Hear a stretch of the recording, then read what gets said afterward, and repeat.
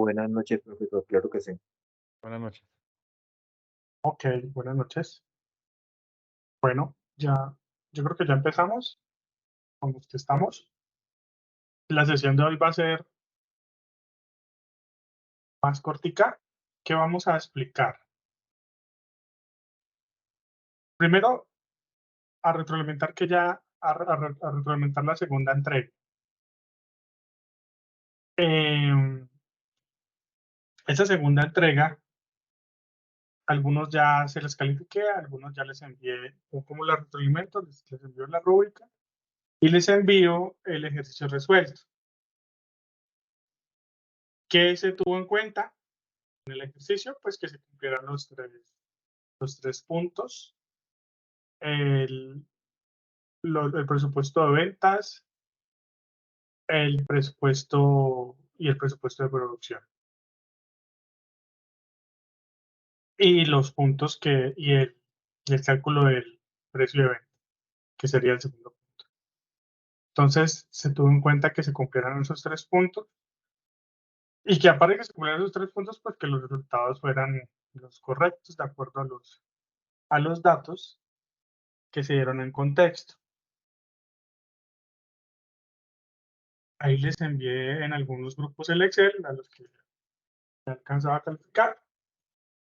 Los que todavía no alcanzaba a calificar, pues se los estaré enviando hasta este fin de semana o hasta lunes, martes, que es cuando tenemos digamos, plazo para calificar.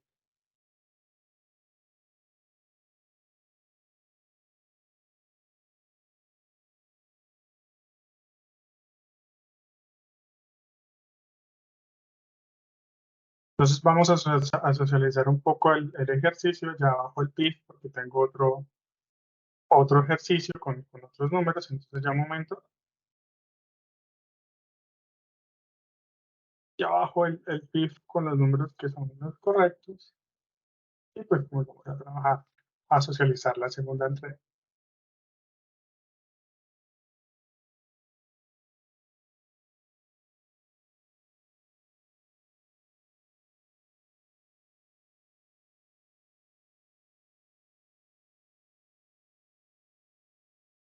Listo, entonces ya empezamos. Y ya empezamos a trabajar. Apenas les está hablando muy fácil.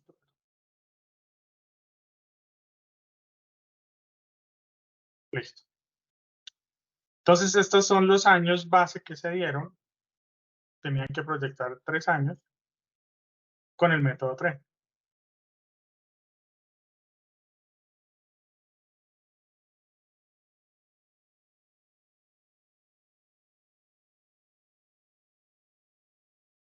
El año 2017 se quedan 1.320 unidades, el año 2018 1.780, el año 2019 500 unidades, el año 2020 1.870, el año 2021 1.920 unidades, el año 2022 2.010 unidades.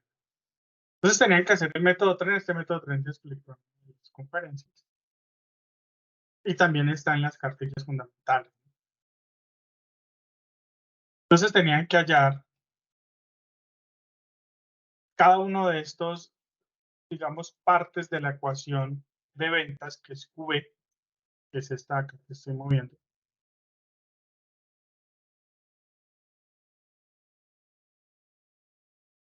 Para hallar las ventas del año 2023, año 2024, año 2025.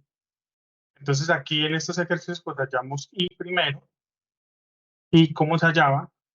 2017, ventas en unidades de 2017 menos ventas en unidades del 2018. Recuerden que el año 2019 no se tenía en cuenta porque es anómalo. Es el anómalo, pues no se tiene en cuenta para la proyección. Entonces se deja ahí. Y seguimos con el año 2020. El año 2020 pues es 2018 menos 2020. Ya no se toma el 2019. 2021 sería 2020 menos 2021.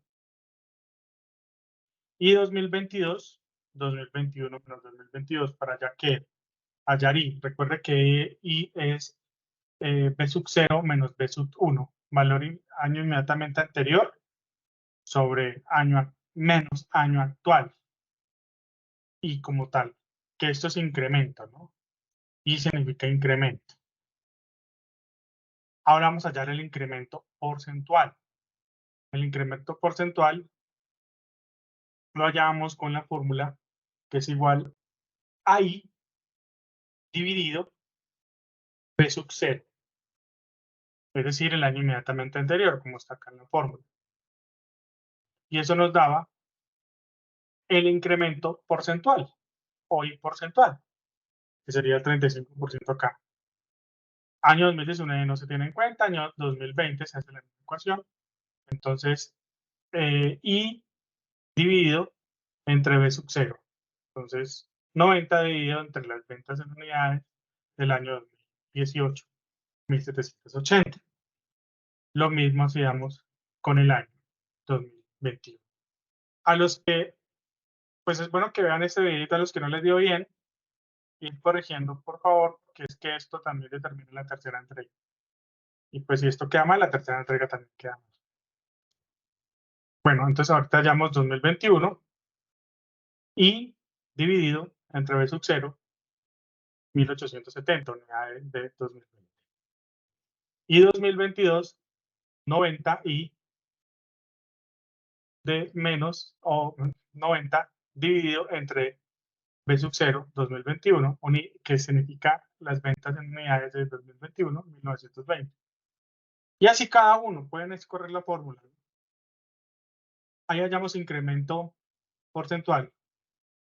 Ahora vamos a sumar los incrementos porcentuales. Vamos a sumar los incrementos porcentuales de los años comparativos solamente, no de todos los años, sino de los años que se le hizo la comparación. Fueron 2018, 2020, 2021 y 2022. Eso sería N. Entonces, sumamos los incrementos porcentuales y los dividimos entre N o los años comparados, que serían 4. Y eso nos daría, en este caso, el 12%. Con decimales, pues el 0.2. De incremento, este se llama incremento porcentual promedio. Incremento porcentual promedio. Aquí me falta la línea arriba, pero pues en Excel pues no la puedo hacer, que es este que está acá. Incremento porcentual promedio. ¿Por qué promedio? Porque estamos sumando y dividiendo. Eso se llama promedio. Eso significa promedio. Y con esa información ya tenemos toda la información de la fórmula. Esta es la formulita. Y ya con eso reemplazamos simplemente. Entonces, B sub 0, ¿qué va a ser B sub 0? El año inmediatamente anterior al 2023, que es 2010 unidades, que son del año 2022.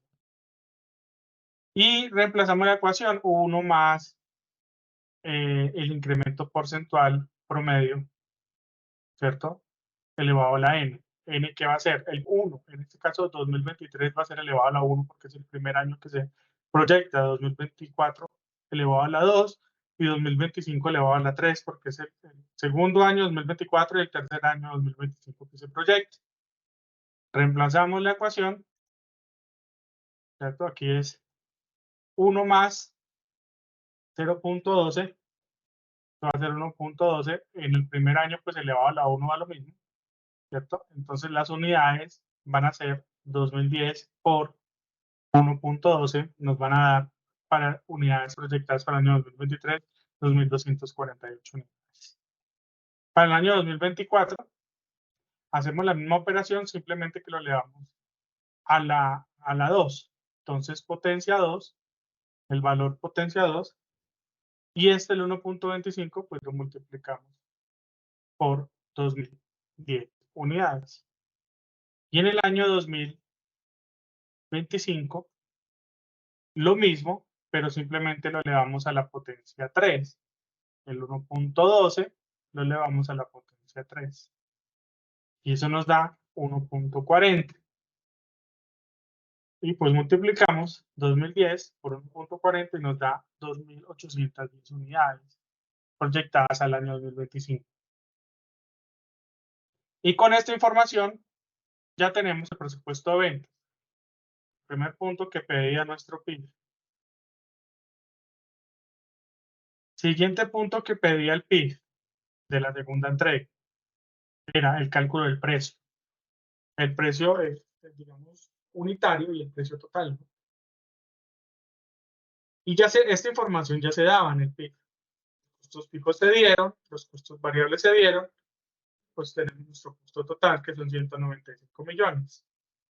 El capital total también se dio, o digamos, el patrimonio, que es lo mismo, que son 530 millones, y la rentabilidad esperada antes de impuestos del RAI también se dio, que fue el 12%. Con esa información, ustedes tenían que sacar el margen de utilidad sobre costos, o porcentual. ¿Y cómo se sacaba? Íbamos a coger nuestro capital total, o nuestro patrimonio, y lo íbamos a dividir con el costo total. Y esto lo multiplicamos por el porcentaje de la rentabilidad esperada, o el RAI, esperada antes de impuestos, que es el 12%. Y eso nos da el 33% del margen de utilidad sobre los costos. Y con esa información, ¿cierto? Ya podemos sacar el ingreso por ventas. El ingreso por ventas sería igual al costo total por 1 más el 33%, o por 1 más el margen de utilidad sobre los costos, y eso nos iba a dar los ingresos por ventas, el total de ingresos por venta. Aquí en el ejercicio que yo expliqué en la conferencia había otros ingresos, pero acá no tenemos otros ingresos, entonces no lo tuve en cuenta. En el otro también había otros ingresos, pero estaban en cero, ¿no? Si los hubiera, pues tienen que tenerlos en cuenta. Profesor, Y una luego pregunta. tenemos, sí, Es que yo el margen de utilidad en el ejercicio que le presenté a usted, yo tomé, en vez de 33%, tomé 32.62%. Aquí lo tengo el ejercicio abierto. no pasa nada, es ¿No esto. pasa nada? Ok, Mira, porque es que el resultado del precio de venta, pues en el ejercicio que presenté, fueron 115.036 pesos. sí, pero ¿sabe por qué te digo así? Porque no hiciste, pero está bien, Ah, ok. no hay problema, está correcto. Ah, ok, Fue, perfecto. pues, por los decimales, por todos estos decimales. No tomaste Sí, todos señor. los decimales. Es Sí, fue correcto. por eso que no, yo lo tomé con los dos decimales, como me dio el resultado así, pues yo lo dejé así, no lo aproximé. Listo, pero no hay problema. Ok, Es profe, correcto. gracias. Profe, gracias. Ok. Aquí nos dan los ingresos por ventas. ¿Y qué hacíamos con esos ingresos por ventas? Algunos llegaron hasta acá nomás. No, porque eso no se pedía. Se pedía era el precio de venta por unidad, que son los 115.061, o la aproximación como lo hizo el compañero. Que pues yo me doy cuenta que está bien ahí. Por pesitos no bajo. Entonces, lo que hacíamos era dividir este ingreso por ventas por las unidades que ya teníamos. ¿Cuáles eran las unidades? Solo pedíamos 2023, entonces 2.248, y eso nos daba por los 115.061 pesos. Y ya teníamos nuestro precio de venta por unidad. Y el presupuesto de producción, ese sí, yo le daba mucha información, prácticamente leí toda la información. Leí el inventario final de productos terminados, 1.700 unidades, y leí el inventario inicial de productos terminados, 1.750 unidades. Lo que tenían que hacer era el programa de fabricación, o esta cédula que se llama programa de fabricación o presupuesto de producción. ¿Cómo? Conociendo esta estructura. Es como cuando ustedes hacen la estructura, no sé, del estado de costos, o la estructura del estado de resultados. Entonces es una estructura, y con esa estructura llegan a las unidades buenas requeridas, o al programa de fabricación, o a las unidades de fábrica, a las unidades de producción presupuestadas, se le puede decir también, o unidades buenas requeridas de producción presupuestadas también.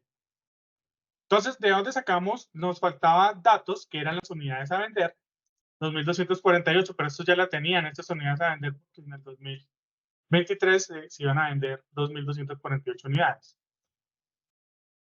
El 1.700 ya lo tenían, yo se los di.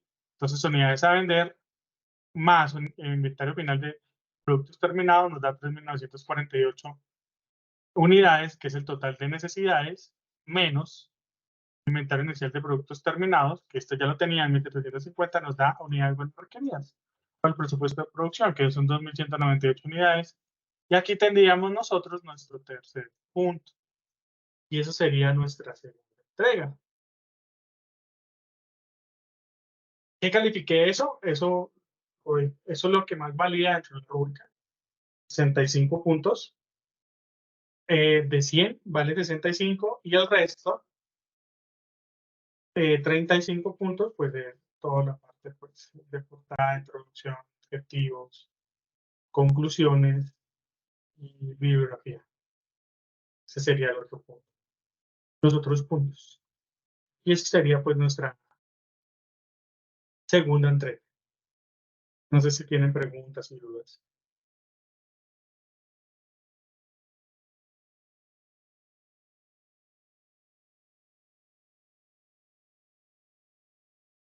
No, profe, mi parte no, ya haciendo así la verificación del ejercicio.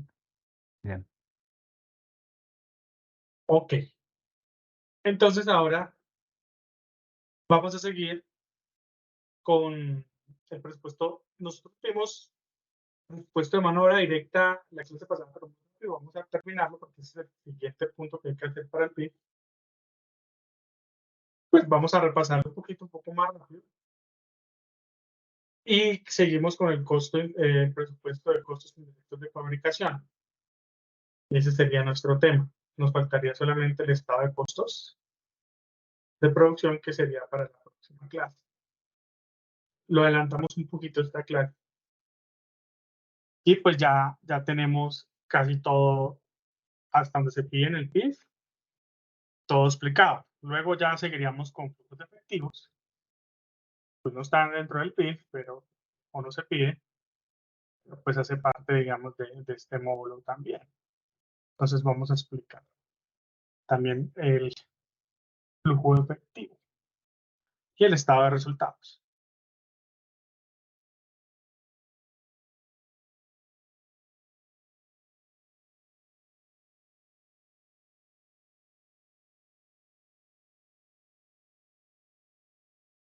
Vamos con nuestro presupuesto de mano de obra directa.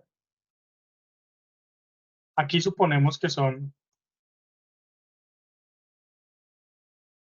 3 departamentos: departamento de corte, departamento de armado y departamento de terminado. Pues tenemos aquí los departamentos: corte, armado y terminado. Tenemos las unidades a fabricar, que esto que me lo da el presupuesto de producción que acabamos de hacer, las unidades que les dieron. En este caso, pues, dio 9.297 unidades. Tenemos el tiempo unitario en minutos, que son 45 minutos para el departamento de corte, 60 minutos para el departamento armado y 35 minutos para el departamento determinado. ¿Quién decide esto? El departamento de producción, de acuerdo a la experiencia. O de acuerdo, más bien, llamémosle, a datos históricos, no tanto pues a experiencia, pero datos históricos. Y con eso ya podemos sacar el tiempo real en horas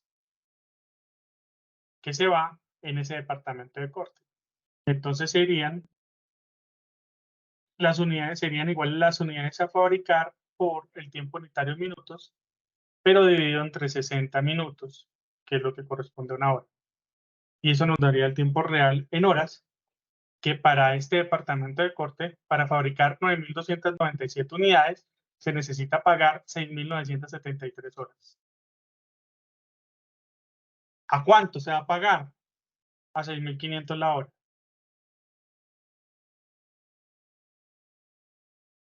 Esto no puede ser menos de un mínimo. 6.500 la hora no puede ser menos de un mínimo. Entonces, multiplicar las 6.500 por las 47 horas por las 4 semanas. Y eso más la carga prestacional debe ser más de un millón. Entonces aquí suponemos que el departamento de corte va a pagar la hora 6.500 pesos. Entonces, ¿cómo vamos a hacer? Vamos a multiplicar el tiempo real en horas, las 6.973 horas, por las 6.500 que vale la hora que se va a pagar. A esa hora se va a pagar en el departamento de corte. Ya en el departamento de armado vale 8.300 pesos y el departamento de terminado ya está a 4.500. Y esto nos daría el presupuesto de mano de obra directa en cada uno de los departamentos. En el de corte, 45 millones. En el de armado, 77 millones. Y en el terminado, 24 millones de pesos. Sería nuestro presupuesto de mano de obra directa. Pero, pues, ¿qué más se pide? Se pide ese presupuesto de mano de obra directa y se pide el valor del nómina, el real. ¿Cuántas horas se deben pagar realmente en ese periodo? Entonces aquí nosotros decimos que el tiempo laboral real es de 2.000 horas, el que realmente laboran las personas, el que está dentro de la norma laboral, que corresponde, en este caso no está a 47 horas, está a 48 horas, a 48 horas semanales.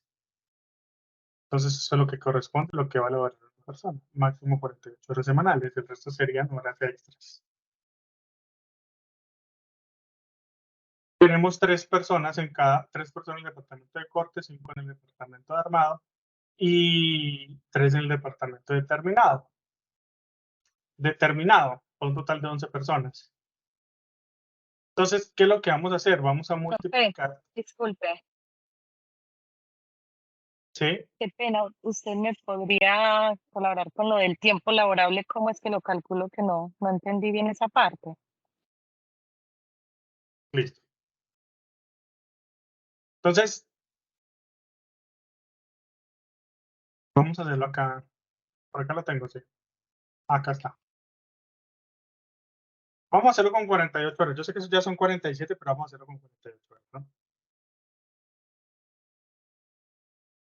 Y con las horas que sean de acuerdo a la normatividad de la empresa, por lo menos en docencia, la normatividad dice que 40 horas a los docentes universitarios. Obviamente nosotros no somos, pues, de fábrica, pero pues tendré que hacer presupuesto igualito. Eso no quiere decir que porque sea de servicio no se hace. Entonces, dependiendo de la empresa. Supongamos que son 48 horas las reglamentarias de esta empresa, las que tiene que elaborar un empleado a la semana. Eso quiere decir que son 8 horas, 8 horas semanales, 8 horas diarias.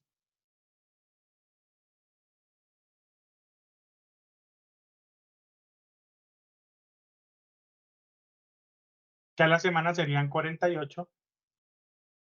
Y si multiplicamos esas horas, las 8 horas, por los 30 días, por los 12 meses del año, nos darían 2.880 horas en el año.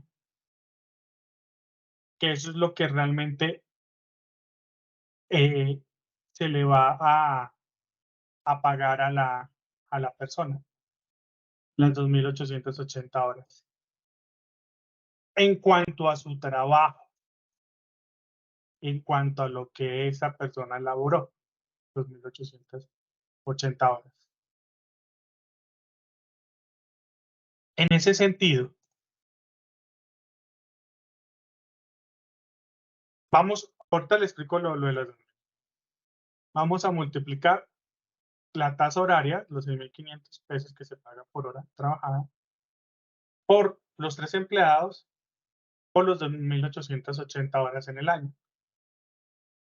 Y eso nos va a dar el valor de la nómina. Aquí no estamos con prestaciones, solamente lo que se trabajó, lo que la persona trabajó, porque aquí estamos viendo lo que nos costó esa persona por cada hora pagada, ¿cierto? Serían 65.268.296 pesos. Eso fue lo que nos costó la nómina de esa persona. Sin prestaciones, ¿no? Solamente la parte trabajada, digamos, las 40, a lo que costó la hora, 6.500. Si estuviéramos en Estados Unidos, póngase lo que le pagan la horita. Y ahí en Estados Unidos normalmente pagan incluido todo, aquí no. ¿Por qué? Porque yo hago esta discriminación de las 2.000 horas frente a las 2.880 horas. Porque realmente a la persona se le va a pagar, pues la hora va a ser más costosa. Va a ser más costosa porque pues a la persona se le está pagando 30 días y la persona no va a trabajar los 30 días del mes. Entonces, si nosotros vemos, se le está pagando 2.880 horas y la persona no está trabajando las 2.880 horas. Supongamos que aquí estos 6.500, para que sea más exacto y no nos compliquemos, estos 6.500 ya tienen todas las prestaciones y seguridad. Ahí está todo. Ya se les pagó con las prestaciones de seguridad, se sumó ahí todo a los 6.500 pesos por hora trabajada. Entonces lo que hace la empresa es que va a pagar, y esto lo analizan mucho en el tema de las reformas laborales y demás, porque ahí es donde está el golpe, ¿cierto? Porque se va a pagar 2.880 horas y realmente un empleado no está trabajando 2.880 horas. A lo que se calcula que un empleado trabaja realmente son 2.000 horas al año, no 2.880 horas. Realmente son 880 horas menos que se están trabajando al año, y eso pues incluye lo que nosotros llamamos, o lo que llama el presupuesto, se pueden hablar de otros nombres porque no suene tan feo, mano de obra ociosa. Entonces esa mano de obra ociosa va a ser eso que se paga en los domingos, los festivos, porque es que toca calcular todos los festivos. También Colombia tiene muchos festivos, de los países que tienen más festivos en el mundo, ¿cierto? Entonces toca calcular no solamente los domingos y parte del sábado, sino también todos los festivos. Y todo lo que implica también normatividad aparte de los festivos. No sé si conocían, yo creo que sí conocían el Día de la Familia. ¿Se lo conocen? ¿Sí saben del Día de la Familia? Sí, señor. Sí, que es un Esos día son por semestre. por semestre obligatorio. No es si quiera o no quiera la empresa. Obligatorio. Algunas empresas echan el cuento de que vamos nosotros por ser buenos, vamos a darle un día a la familia, ¿cierto? Porque somos nosotros las empresas que una vez una estudiante, tuve que profe que la empresa da el día de la familia. Es que todas las empresas deben dar el día de la familia, porque es obligatorio. Profe, O se ve, pero sí, señor. con la reducción de las horas, ¿no se eliminó ese día? No sé, me pareció leer o entender por ahí. No, este año está vigente. Para el otro O año, o sea, este año estuvo vigente. Sí, se van a eliminar. Este ¿cierto? año Para el estuvo próximo vigente. año, ¿cierto? Sí, señor. Esa es la contraprestación. Eso es lo que está, digamos, esperemos que, pues, no sabemos, esperemos que sea, o sea, no sabemos si va a quedar así exactamente, pero ese es el presupuesto. Pero para este año, hablando de, digamos, histórico, este año sí se tuvo que cumplir un semestre, un día por semestre, el Día de la Familia. Entonces, a eso me refiero con esa, con esa normativa que implica también los días festivos, que es que reduce matemáticamente, mírenlo acá ustedes, en este ejercicio. Tenemos un presupuesto de mano de obra de 45 millones, pero lo que se pagó realmente fueron 65 millones de pesos.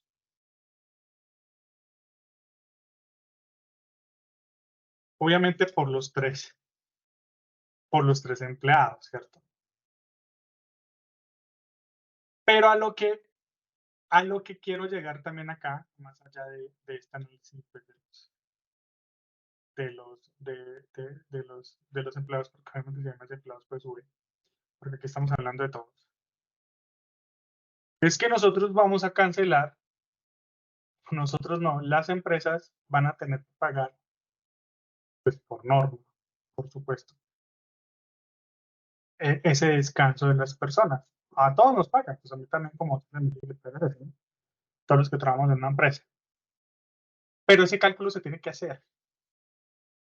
Las empresas cuando presupuestas tienen que hacer ese cálculo. Aquí está muy por encima. Digamos que es una diagramación muy simple de lo que se refiere a esa mano de obra ociosa. Eso tiene que ver con las 2.000 horas.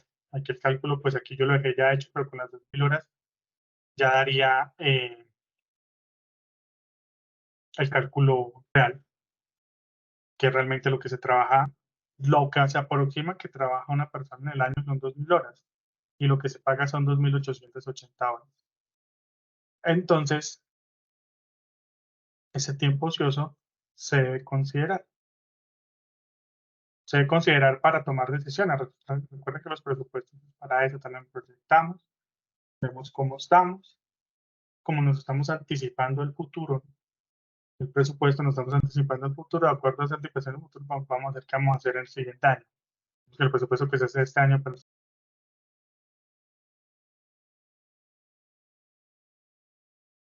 normalmente,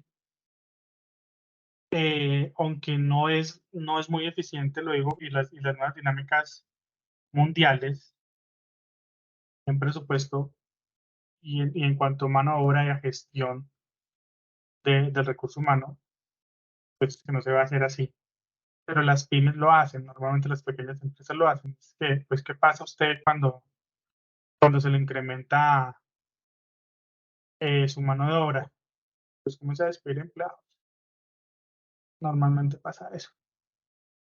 Cuando deja de vender, entonces comienza a despedir empleados, o cuando la materia prima aumenta, despide empleados, cuando la mano de obra directa aumenta por temas de variables externas, como no sé, como la inflación, que le está pasando a Colombia, al mundo entero también. Y eso atado a políticas estatales, entonces lo que hacen las empresas es, por lo menos las pymes, es despedir empleados, porque es que no tienen ese poder estratégico pues para tomar otras decisiones de recursos humanos. Les queda muy difícil.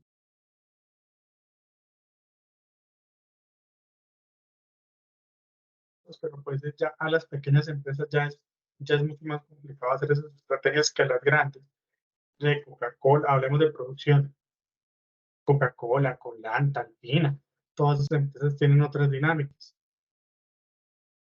O los pueden poner a hacer otras cosas, en fin, es más fácil. Pero a las pequeñas empresas sí les queda muy difícil. Les toca despedir empleados. Y esto lo hacen, este cuadrito así sencillito, lo hacen las pequeñas empresas realmente. Este Excelito, las pymes, las pequeñas y medianas empresas. Y con esto se dan cuenta, pues, cuánto le puede incrementar su mano de obra ociosa. Esto también puede ser un indicador, o sí, un indicador o una información más bien que hace que las empresas se vuelvan informales también. Que eso es más grave todavía, que las empresas se vuelvan informales. Entonces, todo eso, esto es un proceso bien complejo. ¿Qué pasó en la pandemia? ¿Qué hicieron para no despedir empleados? En la pandemia lo que hicieron fue dar subsidios a las pymes, a las medianas y pequeñas empresas en cuanto al recurso humano. Entonces prácticamente pagaba, el Estado pagó parte del salario o parte de la nómina de muchas empresas pymes en Colombia. Eso obviamente cumpliendo unos requisitos, ¿no? Uno de los requisitos era no despedir empleados. Si usted despedía empleados, pues ya no podía cumplir o no cumplía con ese requisito. ¿Cómo se sabe si cumplió o no? Ustedes van a decir, pero ¿cómo iban a saber si despidieron o no despidieron, cierto? ¿Cómo cree que saben? Yo no sé si yo les conté ese tema. Sobre el reporte en la planilla de aportes, pues en mi caso, uno cuando se despide un empleado se retira, se reporta el retiro en la planilla. Y así lo van sabiendo, porque se reporta salud, pensión, ARL y pues también por la nómina electrónica que se envía a la DIAN. Esa es la DIAN. Ahí son dos entidades que operan. La DIAN, ¿y cuál es la otra? La U, comienza por U. ¿La OPP? La UGPP. GPP. Pues la OGPP, exactamente. Esas dos están hablando de lo lindo. Y lo digo porque pues hay un caso que tiene mi esposa que ya están sancionando a las pymes que pues tiene mi esposa es revisora fiscal y tiene ese caso grave, llamémoslo así, en varias empresas, porque recibieron el subsidio y despidieron gente. Así es, y no cumplieron con los ingresos que se les pedía o con la reducción de ingresos que se les pedía del 2019 al 2020. Entonces, mire que estamos en el 2023 y apenas comenzaron a llegar los requerimientos. Entonces, esos se demoran. La justicia cojea, pero llega. Y que hay empresas que no han devuelto la plata de los subsidios. O sea, que toca volver a la UGPP esos subsidios Claro, por eso hay empresas que no han pagado, no han devuelto ese es que dinero. el requerimiento es ese. El requerimiento es lo que pasa con el requerimiento. Si usted cumple, no pasa nada. Usted no devuelve la plata porque usted cumplió. Cumplió con las dos, digamos, con los dos compromisos fundamentales, que es no despedir gente y que los ingresos disminuyeran más del 20% del 2019 al 2020. Entonces, esas empresas, pues no les pasó nada. Pero a las empresas que no cumplieron con esos dos puntos, ¿qué pasa? Tienen que devolver la plata y aparte de devolver la plata tienen que pagar sanción por haberse tomado esa plata sin, o sea, por no cumplir, como cualquier sanción común y corriente, un impuesto.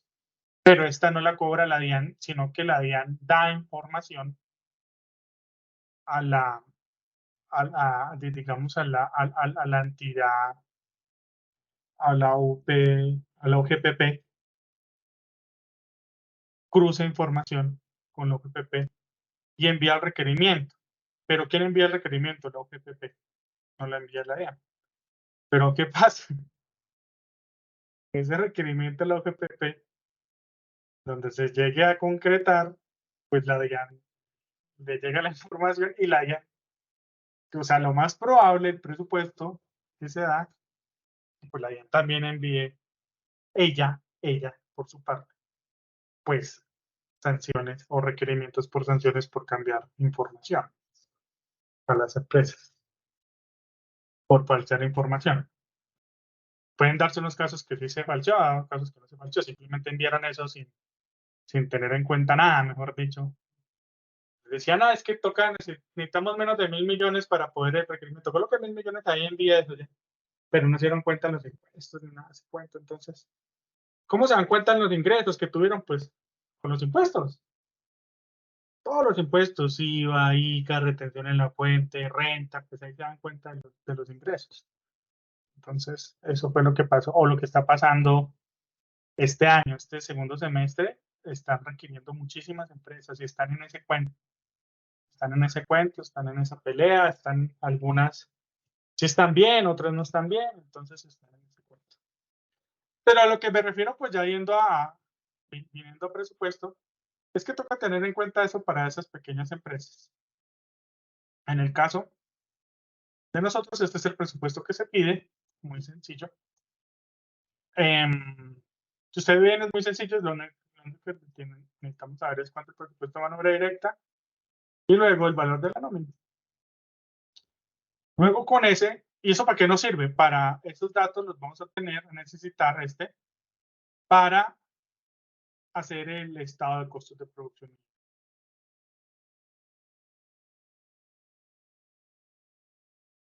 Luego vamos a hacer o vamos a explicar el presupuesto de costos indirectos de fabricación. En este presupuesto yo les doy muchos datos de esto. Vamos a explicarlo acá. Supongamos que aquí es 2020, 2020, ya 2023, 2024, ¿no? Porque pongamos un ejercicio, ya vamos a presupuestar para el siguiente año. ¿Cómo se presupuestan los costos indirectos de fabricación? Nosotros tenemos todos los conceptos de costos indirectos de fabricación. En este caso, pues tenemos estos. Pueden ser muchos más. Tenemos sueldos de supervisión, prestaciones sociales de ese sueldo de supervisión, mantenimiento, combustible, energía, depreciación. Tome esos. Esos costos indirectos de fabricación, pues pueden estar integrados por costos fijos y costos variables. Por ejemplo, la energía que tiene una parte fija y una parte variable.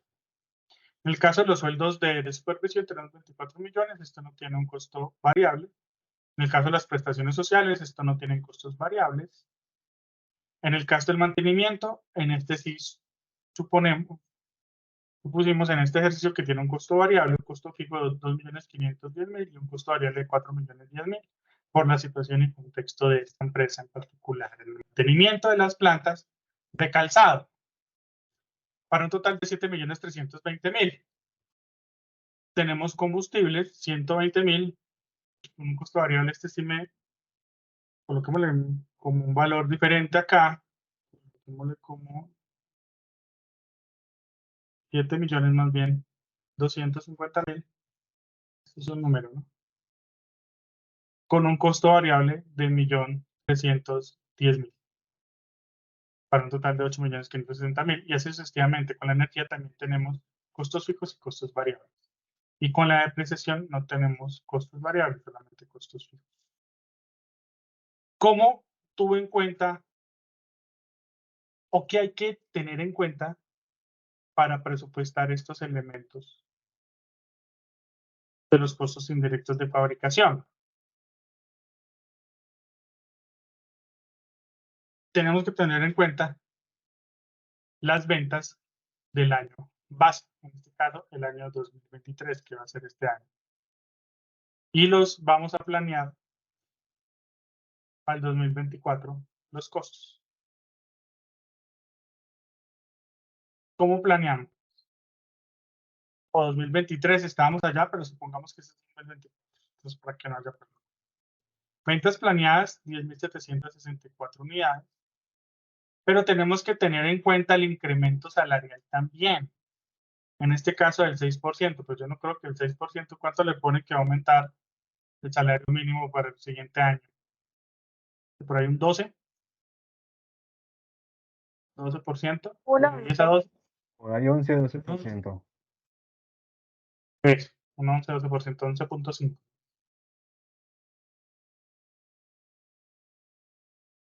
Compra de maquinaria, supusimos que vamos a comprar maquinaria, ¿cierto? Y esa, porque vamos a comprar maquinaria, entonces la depreciación se va a aumentar de acuerdo a esa máquina que se compra. Vamos a aumentarla entre 500, 3 millones, en 3.500.000 la depreciación, el 10%. Una inflación esperada del, más o menos esta está bien, 9.5%, más o menos es la inflación que se espera, de 9.5 al 10%. Incremento en combustible, pues este sí leí muy poquito, 5%, pero supongamos que es del 5%. Incremento esperado en energía del 3%, va a ser mucho más. Entonces, lo que hacemos para proyectar estos costos indirectos de fabricación es tener en cuenta todos estos indicadores macroeconómicos y otros que haya además, y los calculamos para el siguiente año. Eso es lo que hacemos. Entonces, por ejemplo, el incremento salarial a ese señor que gana 24 millones en el año, pues se le va a aumentar el 11.5%. Eso sería a 26.760.000. Las prestaciones pues aumentarían también lo mismo, el 11.5%. En el caso del mantenimiento, se supuso que el mantenimiento, ¿cómo se va a aumentar? De acuerdo a la inflación. El mantenimiento aumenta de acuerdo a la inflación, el 9.5%. Los combustibles, pues de acuerdo al aumento que se está dando en el año. Esto sería en el año, ¿no? Entonces lo que tenemos que hacer, pues en la vida real es ver, ya tenemos un histórico y ya sabemos cuáles van a ser las políticas para el futuro. Normalmente ya están planteadas el incremento de los combustibles. Entonces tenemos un histórico y con ese histórico proyectamos también teniendo en cuenta esas políticas macroeconómicas que se tienen. Ese es un análisis que se hace de las variables externas, ¿no? Exógenas. Aquí supusimos que es el 5%. Y la energía supusimos que es el 3%. Y de esa forma calculamos los incrementos de los costos indirectos de fabricación, tantos costos fijos como costos variables. En el caso de la depreciación, ¿qué es lo que se va a aumentar? Pues los 3.500.000. ¿Por qué? Porque se va a comprar una maquinaria, ¿cierto? Se va a comprar en enero y esa maquinaria pues se va a tener que depreciar. Entonces ahí vamos teniendo los datos de los costos indirectos de fabricación. Y si llegamos y cogemos esto para todo lo que nosotros tenemos en la empresa que sea costos indirectos de fabricación, pues tratamos de hacerlo lo más específico con los indicadores que nosotros tengamos. Recuerden que es un presupuesto, no es anticiparse el futuro, pero no dará el 100%, pero por lo menos nos da una guía que nos sirve para ver cómo va a estar la empresa en un año. Y ya sabemos cómo va a estar la empresa en un año, entonces, ¿qué tenemos que hacer? Tenemos que hacerlo antes, porque estamos presupuestando antes, porque no esperamos a que pase. Entonces resulta que hay presupuestos que no dan. Este presupuesto no da porque no tenemos el suficiente capital. Entonces se tiene que cambiar el presupuesto de acuerdo a los recursos que se cuentan. Entonces para eso nos sirven los presupuestos y más en estos términos, en estos tiempos de incertidumbre. Por lo menos se calcula el crecimiento para el 2024 sea negativo. Eso ya lo dicen muchas agencias, muchos expertos macroeconómicos y más expertos macroeconómicos, personas naturales, nos estamos hablando de entidades reales. Están diciendo que vamos a crecer en el año 2024 de forma negativa. Y pues eso lo que las empresas, ¿qué es lo que tienen que hacer en este momento? Comenzar a hacer presupuestos mucho más juiciosos, con más indicadores, más al detalle, para poder sobrevivir. Y algunas para poder aprovechar, ¿no? Ustedes saben que pues cuando hay estas clases de recesiones, que muchas empresas se quiebran, muchas salen a flote, porque por suerte o porque se mueven bien o porque presupuestan bien, porque tienen finanzas muy sanas, ¿cierto? En el interior de las empresas. Entonces, lo que hacen es tener o utilizar esos recursos en los tiempos de escasez. Y cuando tú tienes recursos en un tiempo de escasez, pues tu recurso es más valioso. Entonces, ¿qué pasa con las empresas que tienen mucho flujo de efectivo? En el 2024, pues van a aprovechar. Así de sencillo. Y eso es lo que se va a dar. 2024 y 2025, 2026, más o menos, ya 2028, supongo, o 2, 3 años más. Van a aprovechar, porque es que se revienta la gente o las empresas y la gente se revienta en algunos casos. Esa forma de decirlo se revienta está mal. Entonces van a tener problemas financieros, llamémoslo así, 2024 y 2025. Y esas empresas que tienen problemas financieros, muchas de esas van a ser absorbidas, compradas, porque sí tienen recursos. Entonces se comienza a hacer como ¿cómo le diría yo? Como una depuración de las empresas que sí cuentan con capital suficiente y las que no van desapareciendo. Eso no solamente va a pasar este año, o sea, ha pasado muchas veces, ¿no? No es que hay solamente el 2024 en la historia de la humanidad. En la historia de la humanidad ha pasado muchas veces eso. Pero pues esa es la historia. Y eso es lo que probablemente lo pase. Entonces ese sería nuestro presupuesto de costos indirectos de fabricación. Ya nos faltaría solamente el presupuestar el estado de costos de producción y de ventas. Y ya con eso pues terminaríamos los temas del PIB y el último tema sería el tema de el presupuesto del flujo de efectivo. Y ahí ya daríamos por terminado todos los temas de nuestro módulo.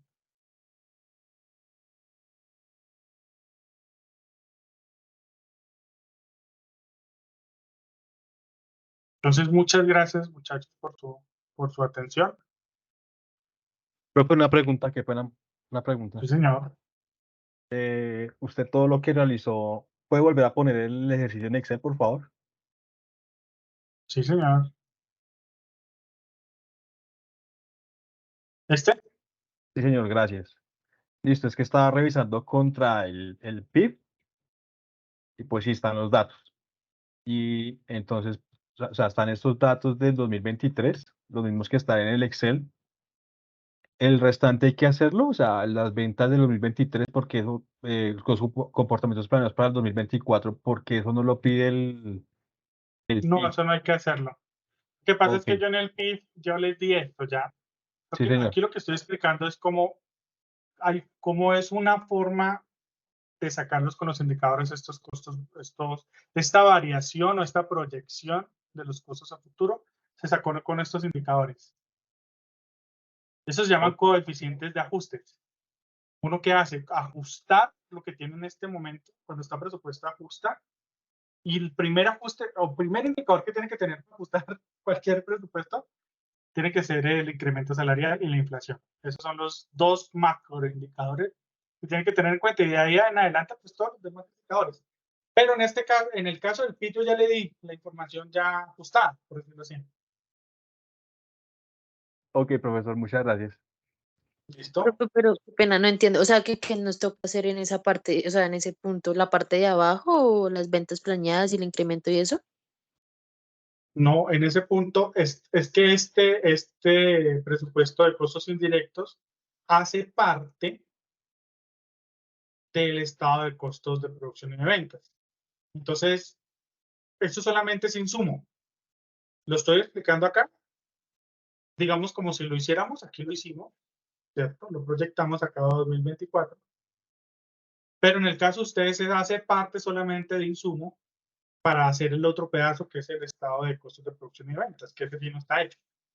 Entonces, si ustedes leen el PIB, se dan cuenta que pues necesitan esta información Sí, para señor. hacer el estado de Ah, costos ok. de producción y ventas. Listo, no, sí, ya estaba revisando el PIB y pues sí, o sea, me causó curiosidad fue la explicación, puesto que no estaba en el PIB, pero esa es la información que está disponible para realizar los dos estados, sí, señor, de producción y venta. Exactamente. Ok, profesor, Ya, muchas gracias. ya tenemos eso, pues para que vayan adelantando, pues para que salgan más rápido a sus vacaciones. Sí, adelantar el tema, sí. Desde- Listo, profe, Exactamente. gracias. Entonces, muchas gracias, muchachos, y nos vemos la próxima clase. Gracias. Bueno, hasta luego. Feliz noche. Semana. Gracias.